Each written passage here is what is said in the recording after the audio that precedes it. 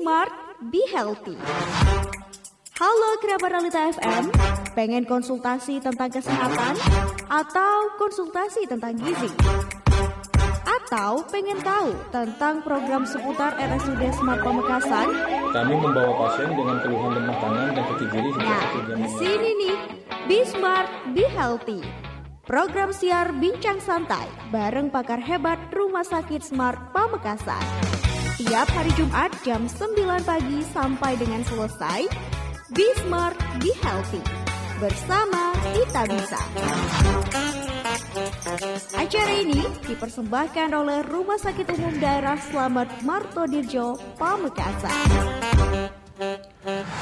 Assalamualaikum warahmatullahi wabarakatuh. Selamat pagi untuk seluruh kerabat Realita dimanapun Anda berada. Saya Dia Clarissa kembali menyapa Anda kerabat dalam rangkaian program Talk Show Smart Health edisi hari ini Jumat 29 Agustus 2025.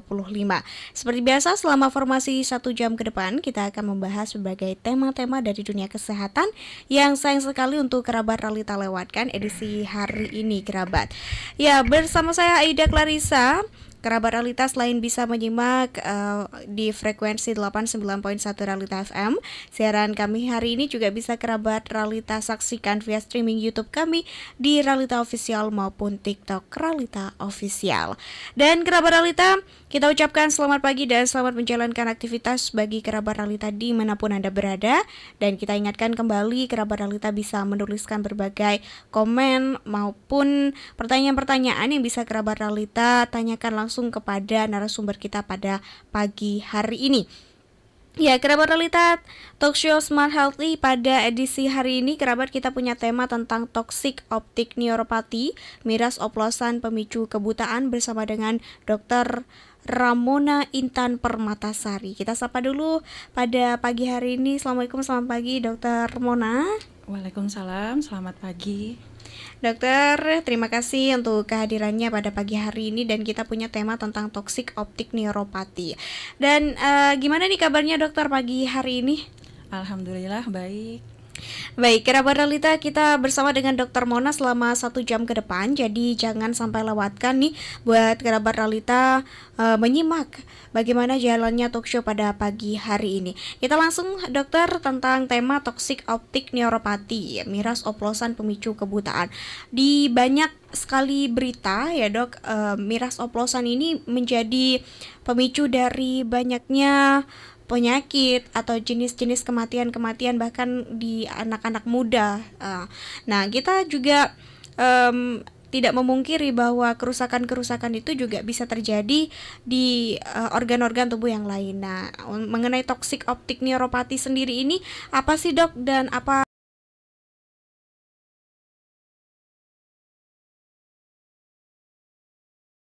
Jadi benar ya, seperti yang sudah kita tahu bahwa banyak berita yang mengungkap bahwa banyak anak-anak muda ataupun yang masih produktif mengkonsumsi miras, terutama miras oplosan dan mengalami berbagai penyakit. Kalau di mata khususnya adalah suatu kebutaan ya.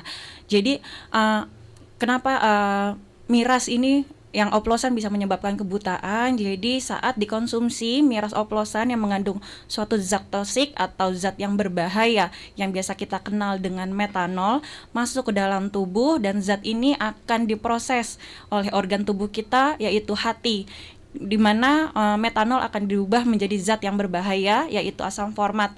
Nah, asam format ini akan menyebar ke seluruh tubuh, bisa ke berbagai organ, bisa ke paru-paru, bisa ke ginjal, bisa ke jantung, bisa ke otak, dan bisa juga ke mata. Kalau di mata dia spesifiknya kena ke saraf mata. Nanti bisa menyebabkan gejala-gejala seperti kebutaan, penurunan tajam penglihatan, yang ini biasanya bersifat permanen dan berat gitu. Oke, dokter. Nah, ini sebenarnya dari kandungan struktur kimiawinya atau memang dari proses pengolahannya atau memang dari bahannya sendiri, Dok, yang memang bisa mengakibatkan berbagai komplikasi-komplikasi pada organ-organ ini, Dok. Baik, jadi yang perlu kita ketahui, jadi berbagai macam jenis alkohol itu ada banyak ya. Ada yang bisa untuk kita konsumsi seperti yang etanol yang beredar, atau yang sebenarnya tidak diperuntukkan untuk dikonsumsi. Biasanya untuk pelarut cat atau pencair untuk menghapus zat kimia yang biasanya digunakan untuk industri-industri yang biasanya disebut dengan metanol. Nah, metanol ini akan masuk ke dalam tubuh, kemudian untuk metanolnya sendiri sebenarnya belum berbahaya, tapi saat metanolnya masuk ke dalam tubuh dan diproses di dalam hati dan diubah menjadi asam format yang sudah saya sebutkan. Nah, asam formatnya ini yang bisa merusak berbagai macam jenis organ seperti itu. Oke, kalau kita bicara tentang oplosan, miras oplosan ini dok, ini sebenarnya biasanya apa sih yang dicampur-campur oleh masyarakat sampai kemudian bisa menimbulkan sedemikian parahnya efeknya terhadap tubuh dok? Ya, jadi biasanya nih eh, orang-orang ya ingin mencoba alkohol, ingin mendapatkan efek alkohol yang mungkin bisa menyebabkan ketenangan gitu ya. Tapi dia menggunakan suatu zat berbahaya, zat alkohol yang seharusnya tidak diperuntukkan untuk minuman yang tadi saya sebutkan. Sebenarnya itu zat-zat alkohol yang diperuntukkan untuk di bidang industri, tapi dicampurkan ke dalam berbagai macam minuman. Jadi biasanya nanti dilarutkan ke minuman-minuman yang ada rasa-rasanya, baru nanti mereka minum. Harapannya mereka itu mendapatkan efek dari alkoholnya. Cuma ternyata yang dia minum bersifat toksik atau bersifat racun untuk tubuh kita.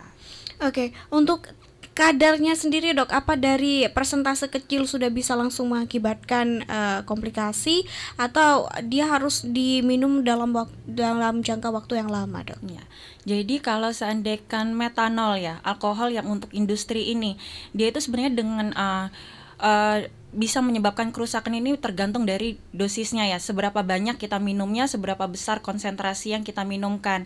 Jadi kan ini dicampur-campur, mereka tidak punya takaran khusus ya, jadi mereka asal minum, asal campur, kemudian akan menyebabkan efeknya. Bisa dalam sekali minum terkena, bisa dalam beberapa kali minum terkenanya gitu. Cuma kalau untuk yang sebenarnya untuk alkohol yang dijual bebas juga sebenarnya walaupun dijual bebas tetap harus ada kadar tertentu yang masih dalam batas aman. Jadi tetap tidak boleh dikonsumsi secara berlebihan, tidak boleh dikonsumsi tiap hari atau dalam durasi yang panjang karena juga akan tetap membahayakan untuk tubuh kita gitu.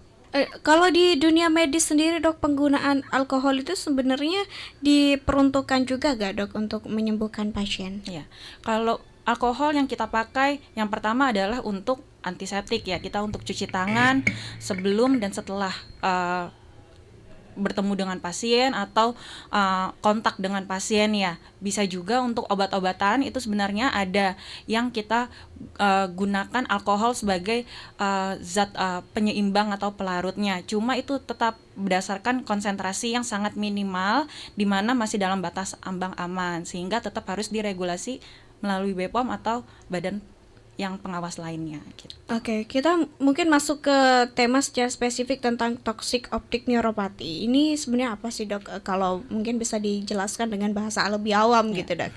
Ya, jadi toxic optic neuropathy kita berawal dari kalimat toxic. Toxic adalah zat racun, optik adalah saraf, neuropati itu adalah kerusakan di saraf mata ya. Jadi toxic optic neuropathy adalah kerusakan di saraf mata yang disebabkan oleh zat toksik. Sebenarnya untuk zat toksiknya tersendiri nggak terkhusus oleh minuman oplosan saja. Sebenarnya banyak zat-zat lain yang bisa menyebabkan toksik apabila tidak dikonsumsi secara aturan yang tepat. Mungkin seperti obat-obatan itu juga bisa menyebabkan zat toksik. Makanya ada beberapa dosis obat yang dipantau ketat oleh dokter gitu. Karena tetap apabila berlebihan bisa menyebabkan toksik ya, racun di dalam tubuh. Nah, kalau di mata sendiri toxic optic neuropathy gejala khasnya adalah penurunan tajam penglihatan dengan derajat yang berbagai macam, bisa ringan, sedang, ataupun hingga kebutaan seperti itu. Oke, kan ini menyerangnya ke saraf di mata ya dok ya. Ini bagaimana skematisasinya dok? Apa kita minum dia kemudian langsung mengubah zatnya menjadi suatu zat racun ke dalam tubuh dan kemudian merusak saraf mata atau seperti apa nih dok? Ya, kalau untuk metanol yang masuk ke dalam bahasan kita, ya dia masuk ke dalam tubuh, diubah menjadi zat yang berbahaya, terutama asam format tadi masuk ke dalam hasil dari metabolisme ya, metabolisme dari metanol di dalam hati dirubah menjadi asam format, kemudian beredar ke seluruh tubuh, kena ke mata, dia akan menyerang saraf-saraf mata. Nah, untuk jenis-jenis toksik yang lain juga sama. Jadi dia beredar di dalam tubuh, bisa dalam durasi yang panjang atau dosis yang berlebihan. Dia akan menyerang saraf mata. Seperti yang kita tahu, saraf itu umurnya cuma satu. Walaupun dia jumlahnya itu ada jutaan atau miliaran di dalam tubuh, tapi kalau umurnya satu kena, nanti satunya lagi kena, itu yang akan menyebabkan gejala-gejala. Makanya gejalanya bisa ringan, sedang, dan berat, tergantung dari seberapa banyak sel saraf yang rusak. Oke, untuk yang sering kali ditangani oleh dokter ini bisa sampai kebutaan ada ya, Dok? Saya sudah mendapatkan beberapa pasien yang kebutaan akibat miras oplosan. Jadi pasiennya biasanya datang ke kita, ke IGD, bilangnya buram ya. Tapi kita sebagai seorang dokter kita harus menggali ya. Kenapa kok bisa buram mendadak, gelap mendadak ini kenapa? Kita cari faktor-faktor resikonya dan ketemulah bahwa pasiennya habis minum oplosan gitu. Sudah banyak saya mendapatkan pasien-pasien yang hingga penglihatannya hanya bisa lihat cahaya saja. Dari dia bisa terang benderang melihat kayak orang normal, tiba-tiba dalam seketika hanya bisa melihat cahaya. Ini kan untuk apalagi usia-usia produktif ya sangat akan mengganggu kualitas hidupnya pasien dan keluarganya. Oke, berarti penglihatannya itu langsung hilang sekaligus, Dok? Ya, jadi kembali lagi dia tergantung dari seberapa banyak kita mengkonsumsinya. Jadi ada ringan, sedang, dan berat. Biasanya kalau ringan itu pasien cuma ngerasa halah kabur biasa, nanti juga balik lagi normal. Dibiarin lama-lama blek baru hilang. Bisa juga dia seketika. Jadi dari terang benderang minum muntah atau pingsan, dilarikan ke IGD, pas sadar loh kok saya gelap gitu. Nah itu juga kita banyak menemukan kasus-kasus seperti itu. Berarti itu misal sampai terjadi dari samar-samar sampai ke kebutaan begitu, itu berlangsung singkat atau dalam waktu yang lama juga, Dok? Artinya si gejala itu terus-menerus dari ringan sampai sedang sampai berat. Jadi bisa pasien datang langsung dalam kondisi berat seketika detik itu juga. Bisa apabila dikonsumsinya sangat masif ya, sangat banyak gitu, atau dosisnya besar. Bisa juga dia konsumsinya sedikit-sedikit tapi sering. Nah, seberapa lama ya tergantung pasien itu seberapa lama dia mengkonsumsinya dan seberapa banyak dia mengkonsumsinya. Oke, berarti dokter ini kalau kemudian pasiennya datang sudah dalam kondisi kebutaan tadi, ini nggak bisa balik normal lagi, Dok? Ya, tetap pasti kita sebagai seorang dokter harus berusaha maksimal. Kita harus mencoba tata laksana pasiennya ini ya. Harapannya bisa naik penglihatannya. Jadi kan saraf itu yang tadi saya bilang, dia itu jumlahnya ada sangat banyak ya. Saraf mata itu jumlahnya sangat banyak. Kita usahakan adalah mencegah atau memutus kerusakan tersebut. Jadi harapannya sisa-sisa saraf yang masih ada bisa kita optimalisasikan gitu. Jadi biasanya nanti kita akan melakukan suatu tata laksana dan bisa juga kita berkolaborasi dengan dokter penyakit dalam. Karena pada pasien-pasien yang kadar metanolnya sangat tinggi di dalam tubuh, kita memerlukan bantuan dari teman-teman penyakit dalam untuk melakukan cuci darah. Jadi tujuannya untuk mencepat membuang si zat toksik tersebut di dalam tubuh. Tujuannya itu ya mitigasi dari zat toksik. Oke, dokter, bukankah organ kita tuh kalau saya salah dikoreksi ya, Dok, itu punya kemampuan untuk mengeluarkan zat-zat beracun itu sendiri gitu, karena nggak dibutuhkan aja sama tubuh. Nah, berarti kalau itu berarti dia udah terlalu sering atau terlalu banyak begitu, Dok, konsumsinya? Karena yang dikonsumsi melebihi dari kemampuan tubuh. Ya, setiap organ itu pasti punya kemampuan ya. Yang dikonsumsi melebihi kemampuan dari tubuh untuk membuangnya. Nah, kalau dia terakumulasi sangat besar, itu emang harus kita bantu dengan cuci darah. Tujuannya biar zat toksiknya ayo cepat keluar dari tubuh, biar organ-organ yang sel-selnya ini masih sehat bisa kita optimalisasikan. Berarti masih ada kemungkinan pasien ini penglihatannya bisa balik normal lagi, atau itu hanya mengurangi gejala-gejala kerusakannya, Dok? Jadi tergantung saat pasien itu datang ya. Kalau pasiennya itu datang masih kabur-kabur dan dalam waktu yang singkat, bisa kita bantu tata laksana untuk agar bisa lebih terang lagi gitu. Cuma kalau biasanya yang datang ke kita ini sudah kondisinya sudah parah, dia baru datang saat sudah buta gitu ya. Karena banyak dari masyarakatnya masih abai terhadap penglihatan ya. Jadi datang sudah kondisi yang buta, kerusakan sarafnya yang sudah masif, sudah besar ya. biasanya berdasarkan pengalaman saya ya, dari pasien-pasien yang datang ke kami dengan jam penglihatan cuma bisa lihat cahaya, balik paling cuma bisa lihat hitung jari dalam jarak beberapa meter saja. Jadi nggak, untuk baca tulisan pun akan sangat sulit. Kenapa? Karena saraf matanya sudah rusak gitu. Oke, biasanya butuh berapa lama itu dok proses untuk kemudian memberikan sedikit harapan lah setidaknya bagi supaya bisa setidaknya melihat dalam segi beberapa meter aja gitu prosesnya. Itu kembali lagi ke dalam respon tubuh ya. Jadi ada beberapa pasien yang responnya pas kita kasih beresponnya cukup baik, ada juga yang sudah kita usahakan secara maksimal tetap sama ya. Kembali lagi ke respon tubuh gitu. Oke, ini biasanya dok yang dokter sering kali temui ini kebanyakan usia-usia produktif atau memang usia-usia sudah lanjut dok? Berdasarkan pengalaman saya tetap banyaknya usia produktif ya. Jadi mereka main bersama teman, ngobrol sama teman, biar ada hiburan, minumlah alkohol tapi dengan alkohol yang oplosan. Banyaknya yang produktif. Oke, baik. Berarti ini hanya berlaku untuk miras-miras atau minuman-minuman alkohol yang oplosan, dok.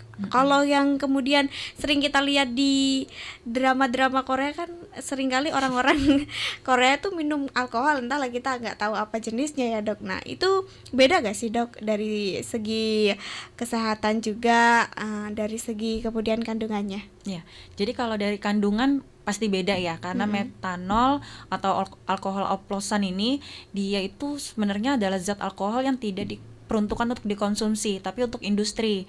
Nah, kalau yang untuk minuman pastinya sudah tersertifikasi sebenarnya aman ya. Kandungannya biasanya pakainya etanol ya. Nah, ini dia berasalnya biasanya dari hasil dari fermentasi, kayak dari buah-buahan, dari umbi-umbian gitu, dari hasil dari fermentasi yang biasanya dikonsumsi dalam jumlah tertentu aman. Tapi balik lagi, kalau dia dikonsumsinya dalam jangka panjang dan banyak, dia tetap akan memiliki efek di dalam tubuh gitu. Oke, dokter, kita masih akan lanjutkan lebih dalam lagi perbincangan kita pada pagi hari ini, dan ini kita nanti akan bacakan juga beberapa pertanyaan dari kerabat Ralita. Jadi jangan kemana-mana dok, tetap stay tune bersama dengan Edia Clarissa. Kerabat Ralita tetap stay tune di 89.1 Ralita FM, ragam hiburan dan informasi. 89,1 Ralita FM Pamekasan.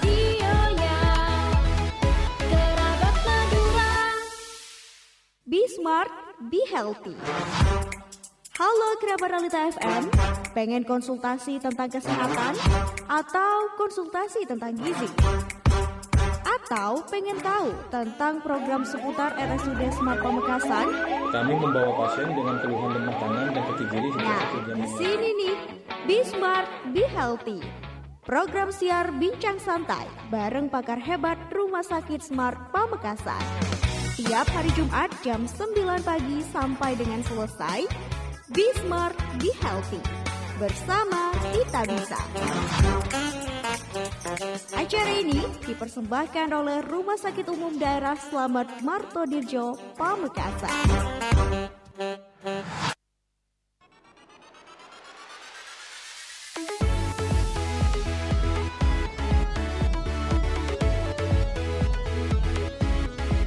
Beragam hiburan, beragam informasinya.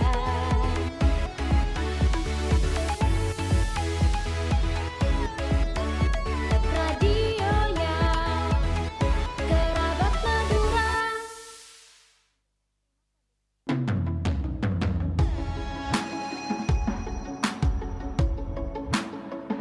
Komisi Pemberantasan Korupsi atau KPK kembali melaksanakan survei penilaian integritas SPI untuk pemerintah Kabupaten Pamekasan tahun 2025 yang akan berlangsung selama periode 1 Agustus sampai dengan 31 Oktober 2025 dengan cara responden menerima WA Blast dari KPK.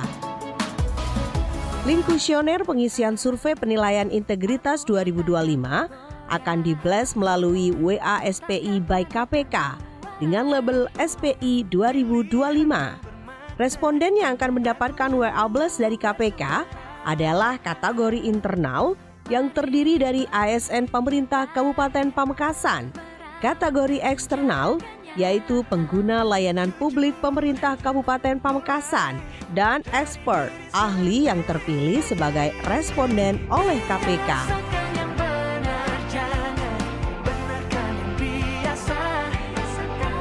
Pastikan juga nama yang Anda terima dalam WA tersebut adalah benar nama Anda. Dan jangan lupa klik isi survei yang terdapat pada pesan tersebut untuk memulai pengisian survei penilaian integritas KPK.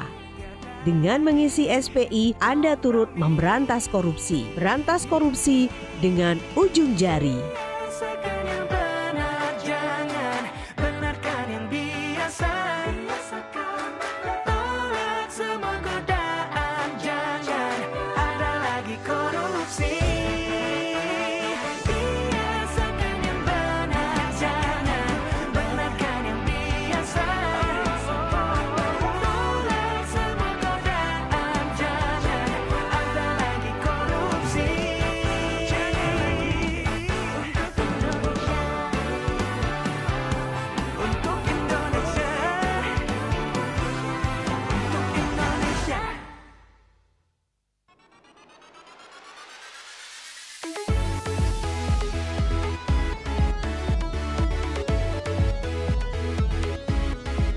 Beragam hiburan, beragam informasinya.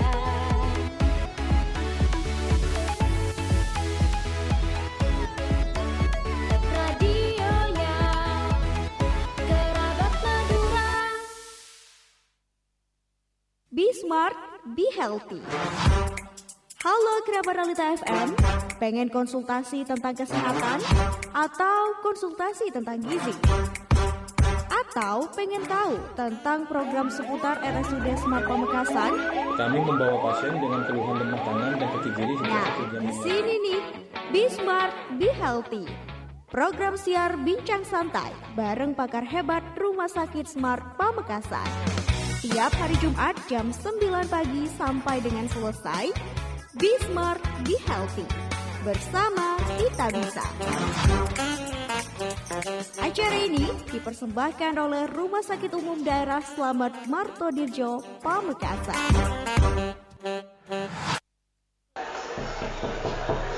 Selamat pagi Pak Kus, gimana Pak? Kursinya enak, hehe. Baru juga sehari. Bisa aja Pak Anto ini. Gimana? Ada hal apa nih? Ini berkas yang diajukan beberapa vendor untuk pengadaan yang kemarin, mau dilelang atau penunjukan langsung Pak? Coba saya lihat. Vendor yang ini ada paketnya untuk kita Pak, kalau penunjukan langsung, hehe. Wah, menarik nih kalau ada tempelannya gini. Sebentar Pak Anto, ini ada anak saya telepon. Ya, halo Dek. Pagi Ayah, maaf kemarin aku nggak sempat datang ke pelantikan. Selamat ya jabatan barunya. Makasih. Rani selalu doakan agar pekerjaan Ayah bisa lancar, berkah, dan bermanfaat buat banyak orang. Rani doakan agar Ayah selalu dijauhi oleh setan korupsi dan nggak tergoda oleh suap. Ya sudah, Ayah sehat-sehat ya. Nanti Rani telepon lagi. Dah Ayah. Pak, maaf Pak, jadinya gimana? Pak Anto, tolong dilelang saja. Mulai sekarang saya tidak mau ada suap di kantor ini ya. Tanggung jawab adalah salah satu nilai anti korupsi. Tanamkan nilai-nilai anti korupsi mulai dari diri sendiri untuk masa depan Indonesia bersih dari korupsi. Pesan ini disampaikan oleh Komisi Pemberantasan Korupsi. Be Smart, Be Healthy. Halo kerabat Realita FM, pengen konsultasi tentang kesehatan atau konsultasi tentang gizi? Atau pengen tahu tentang program seputar RSUD Smart Pamekasan? Kami membawa pasien dengan keluhan lemah tangan dan kaki kiri sejak Nah, 1 jam. di sini nih, Be Smart, Be Healthy. Program siar bincang santai bareng pakar hebat Rumah Sakit Smart Pamekasan. Tiap hari Jumat jam 9 pagi sampai dengan selesai. Be Smart, Be Healthy. Bersama kita bisa. Acara ini dipersembahkan oleh Rumah Sakit Umum Daerah Slamet Martodirjo, Pamekasan.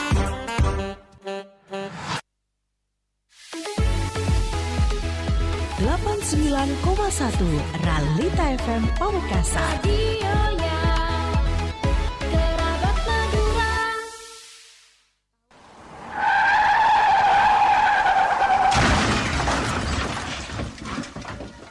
Assalamualaikum warahmatullahi wabarakatuh.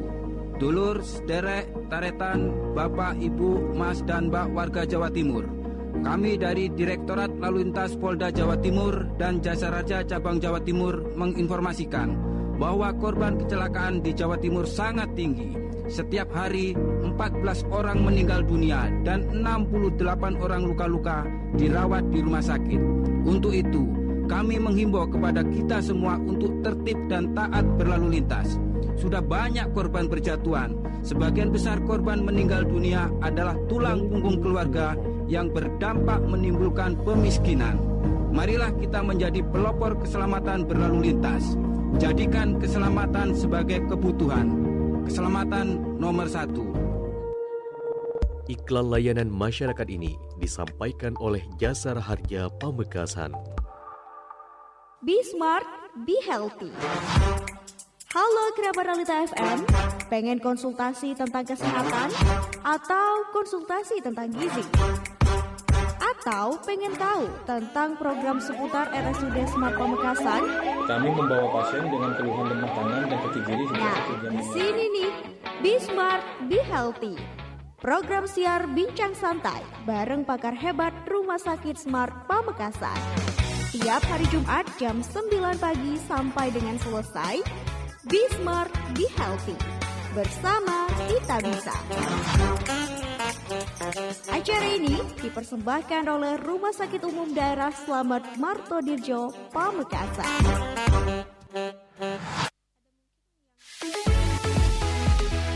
89,1 Realita FM Pamekasan. Radionya Kerabat Madura.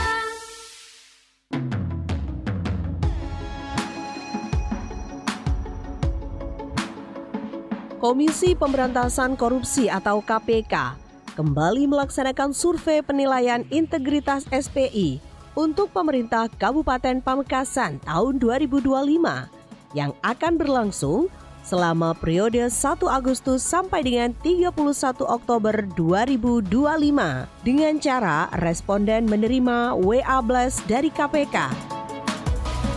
Link kuesioner pengisian survei penilaian integritas 2025 akan di-blast melalui WA SPI by KPK dengan label SPI 2025. Responden yang akan mendapatkan WA Blast dari KPK adalah kategori internal yang terdiri dari ASN pemerintah Kabupaten Pamekasan, kategori eksternal yaitu pengguna layanan publik pemerintah Kabupaten Pamekasan, dan expert ahli yang terpilih sebagai responden oleh KPK.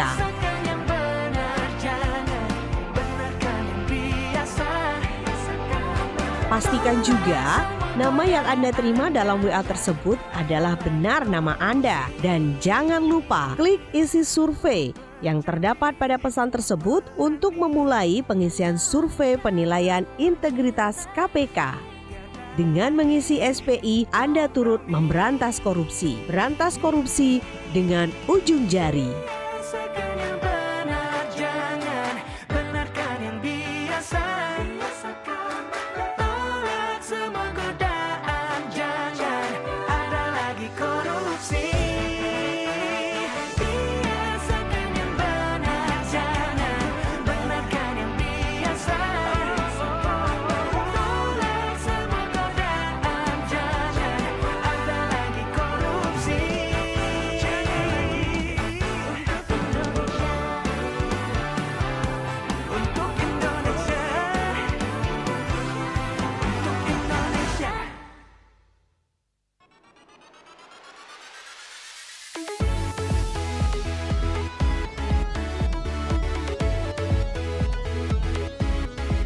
Beragam hiburan, beragam informasinya.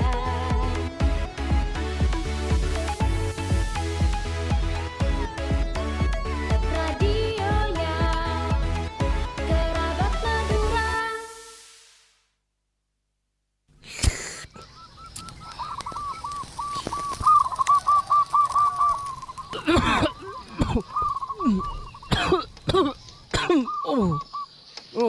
Udahlah. Wak kan, rokok apa boleh pun kak. Tak lengocak engkau kak. Ambu cak rokok. Hidup rumah boleh lek. Mun pas kek laki tak rokok. Baik colok lek. Ambuin kak, selala seekor rokok Durno. Rokok tak jelas aja kak. Cok lakar bener ya lek. Elah kak, rokok ria tak bagus dek kesehatan. Mon arokok melese resmi baik kak. Salah leruah mareh teliti okorena ben pole bisa pentona gereh kak. Terus dek remes engkau ya lek. Yo, melese resmi baik kak. Mangkat kak, mangkat.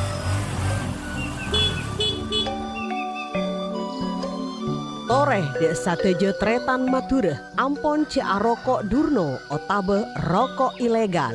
Ngireng budaya aki rokok resmi otabe selegal. Stop rokok ilegal. Pesan ini disampaikan oleh Satpol PP dan Damkar Pamekasan bekerja sama dengan Radio Realita FM Pamekasan. Terima kasih kerabat Realita karena masih setia bersama dengan Aida Clarissa di 89.1 Realita FM, ragam hiburan dan informasi. Masih bersama dengan Aida Clarissa kerabat hingga formasi jam 10 pada pagi hari ini, 10 lebih lah ya. Dan untuk kerabat Realita selama 1 jam program Smart Health ini masih menemani kerabat Realita dimanapun Anda berada.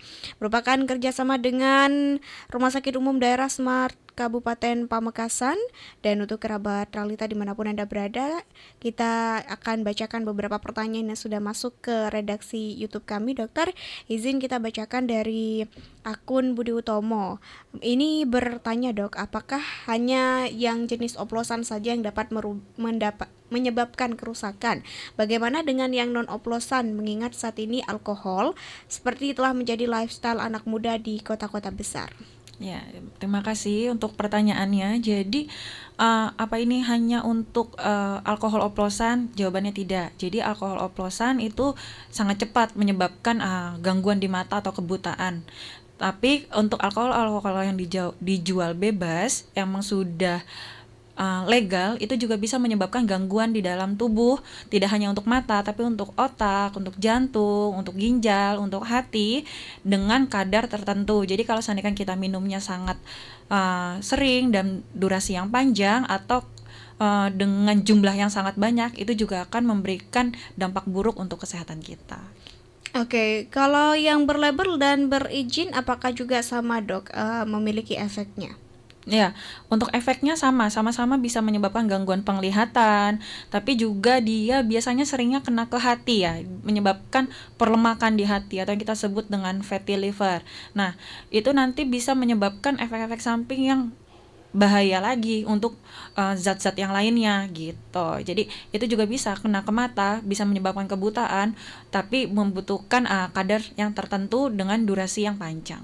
Oke, selanjutnya ada pertanyaan, dok, saya pernah lihat bahkan ada yang dicampur atau dioplos dengan autan, bahkan ada yang sama pertalite juga. Nah ini gimana nih dok, kok ngeri sekali ini? Ya serem ya. Jadi sesuatu yang masuk ke dalam tubuh yang sebenarnya diperbolehkan masuk dalam tubuh aja, apabila kita konsumsi dengan dosis atau jumlah yang tidak sesuai aja bisa berbahaya, apalagi dengan sesuatu yang tidak diperuntukkan untuk masuk ke dalam tubuh seperti obat nyamuk ataupun bensin, ya itu kan nggak boleh, ditambah lagi dengan penggunaan dari metanol, dan semua itu bersifat toksik untuk tubuh kita, termasuk untuk mata. Kalau mata itu beratnya bisa buta gitu ya. Oke, selanjutnya dokternya cantik dan penjelasannya keren banget, lugas. Kalau dokternya gini aku siap berhenti minum katanya dok. Amin. Dok, apakah minum oplosan itu bisa menyebabkan delusi dan sampai gila? Jadi untuk alkohol ini kan dia emang mempengaruhi daya pikir ya, makanya kadang-kadang orang minum alkohol yang legal pun bisa hilang kesadaran atau biasanya disebut dengan mabuk ya. Apakah bisa menyebabkan gangguan daya pikir? Iya bisa. Kalau dikonsumsinya secara berlebihan, jangka waktu yang panjang akan menyebabkan kita mengalami perubahan daya pikir kita. Yang disebut gila itu kan nggak harus orang yang keliling di pinggir jalan dengan tidak pakai baju ya. Cuma orang yang tidak bisa berpikir secara logis atau tidak bisa mengendalikan emosi secara baik, itu kan juga termasuk dalam spektrumnya. Nah itu yang harus diawasi. Jadi kalaupun minum yang legal, baiknya dalam kadar yang masih dalam batas normal gitu ya. Jadi nggak boleh berlebihan dan dalam jangka waktu yang panjang. Baik, selanjutnya dok, pertolongan pertama apa jika kita setelah minum sampai berbusa dan ada indikasi keracunan sebelum dibawa ke rumah sakit? Ya, pertolongan yang pertama biasanya adalah langsung hentikan zat yang diduga menyebabkan keracunan tersebut. Kemudian segera dibawa ke rumah sakit, ke IGD ya, ke tempat gawat darurat. Kemudian dibawa juga zat yang diduga menyebabkan toksik tersebut, zat toksik. Nanti di rumah sakit akan kita lakukan tata laksana segera ya. Apabila dalam jangka waktu yang dekat itu kita bisa melakukan bilas lambung atau cuci lambung. Kemudian kita berikan obat-obatan lewat infusan untuk kita berikan antidotum. Antidotum itu seperti zat penawarnya. Makanya kita butuh tahu zat apa yang diminum oleh pasien. Makanya kita sarankan untuk membawa zat toksik yang menyebabkan pasien mengalami gangguan tersebut gitu. Selanjutnya ada pertanyaan dokter, kadar tubuh bisa menerima kadar alkohol itu sebenarnya berapa persen sih dok?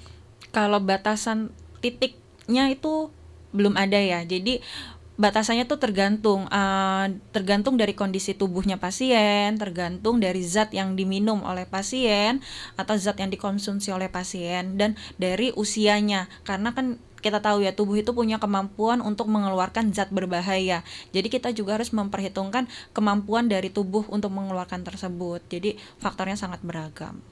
Selanjutnya dokter, minuman beralkohol mau yang oplos atau yang legal sekalipun apakah bisa menyebabkan kerusakan pada syaraf otak juga? Iya bisa, jadi dia bisa menyebabkan kerusakan di berbagai organ termasuk di otak, ya kena ke saraf otak. Apabila dia dikonsumsinya secara berlebihan itu bisa bersifat fatal dan berbahaya. Oke, ada juga dokter, selain kebutaan, apa yang paling besar terjadi jika mengkonsumsi alkohol berlebihan baik oplosan ataupun tidak? Ya, yang paling berat kematian ya. Jadi alkohol yang diminum ke dalam tubuh ini bisa menyebabkan gangguan keseimbangan ya, keseimbangan di dalam tubuh yang harusnya di dalam tubuh itu kadar keasamannya adalah netral, tapi karena dengan mengkonsumsi alkohol asamnya ini semakin tinggi, jadi tubuh akan semakin asam dan ini bisa mempengaruhi segala organ yang ada dalam tubuh termasuk ke otak, ke pernafasan dan ke jantung dan menyebabkan kematian. Itu yang sangat ditakutkan. Ada himbauan kah dokter untuk masyarakat supaya menghindari bahaya mengkonsumsi alkohol berlebihan?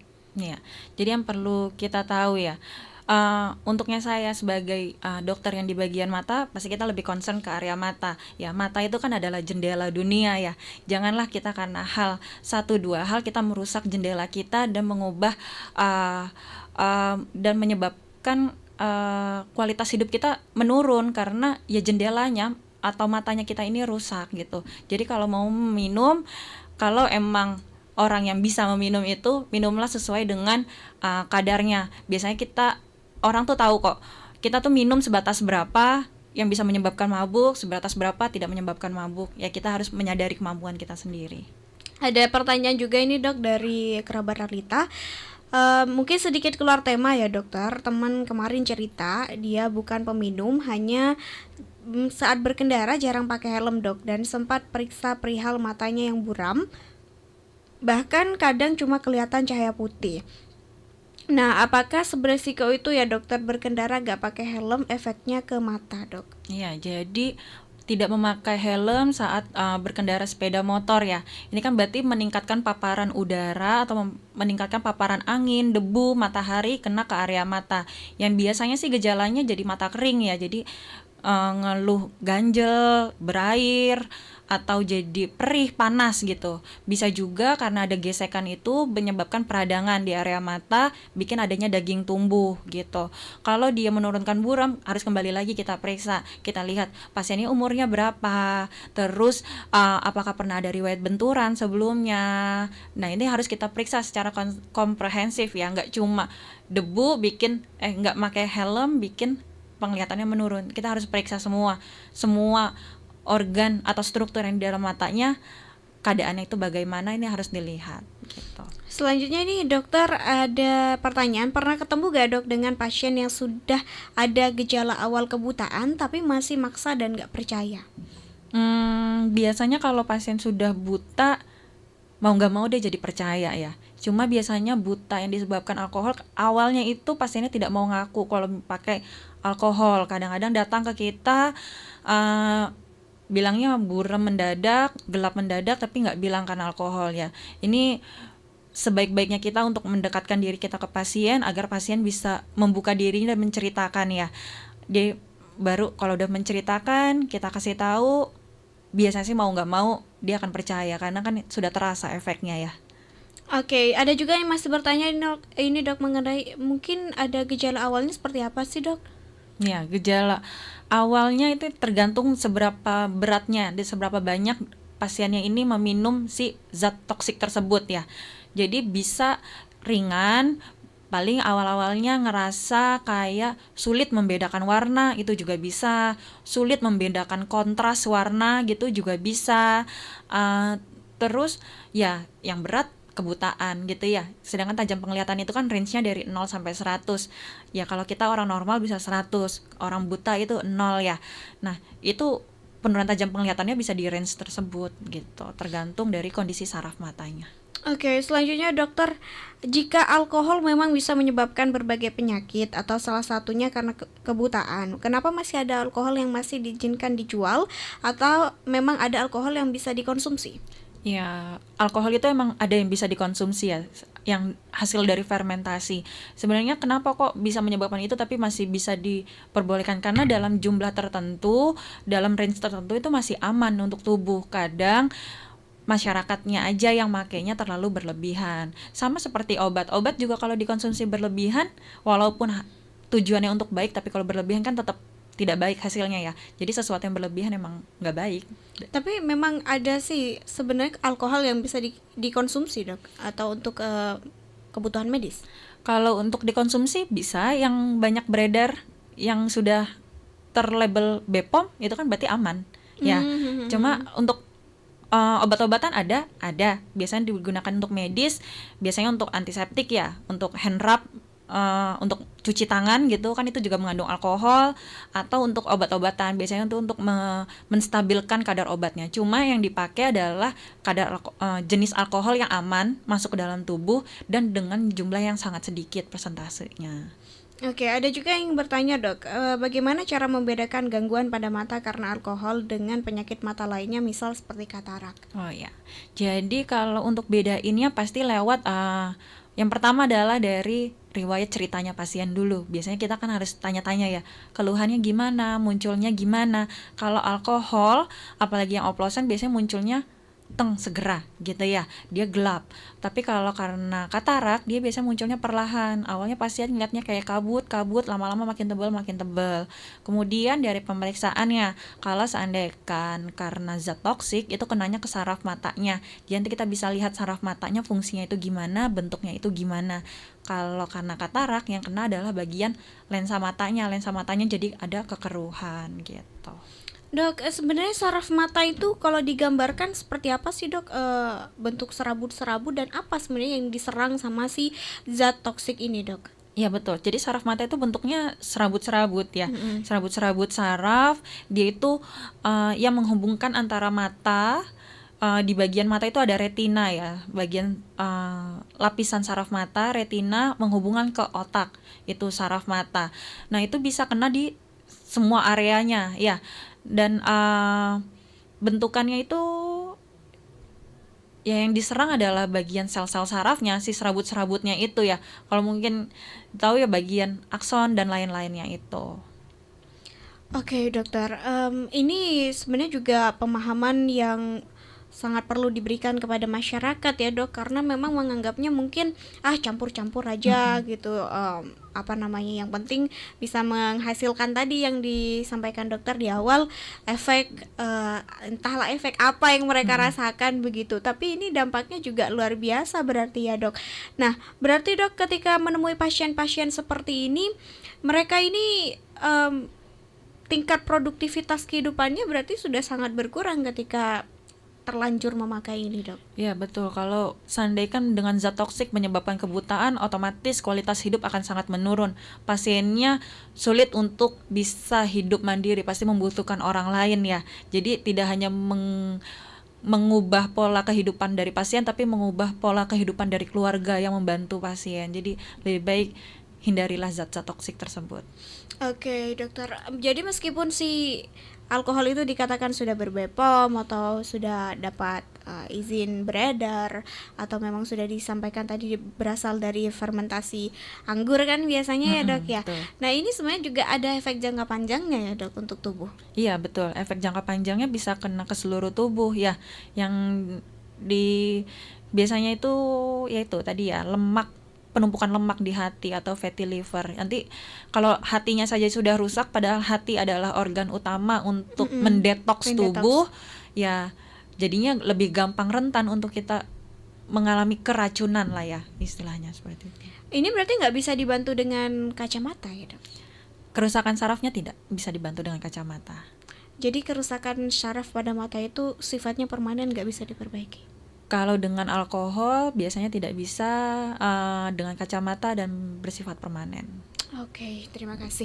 Dokter, mungkin bisa disampaikan himbauan kepada masyarakat ataupun saran lah kepada masyarakat yang mungkin sekarang masih suka melakukan oplosan-oplosan miras-miras gak jelas ini, atau yang sekarang meskipun sering mengkonsumsi alkohol tapi yang katanya berlabel BPOM atau sebagainya, supaya bisa lebih memperhatikan begitu kesehatannya untuk kalau bisa dikurangi, alhamdulillah, kalau bisa kemudian bisa di stop kehidupan miras-miras oplosan ini dok. Silakan.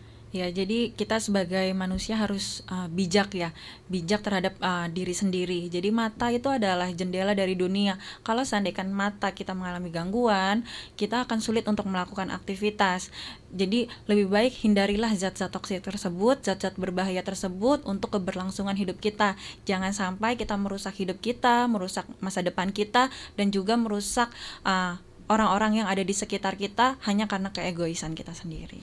Baik, terima kasih Dr. Ramona Intan Permatasari yang luar biasa sekali pada pagi hari ini sudah memberikan banyak ilmu, banyak pengetahuan baru tentang bagaimana toksik optik neuropati yang salah satunya juga bisa disebabkan oleh miras oplosan pemicu kebutaan.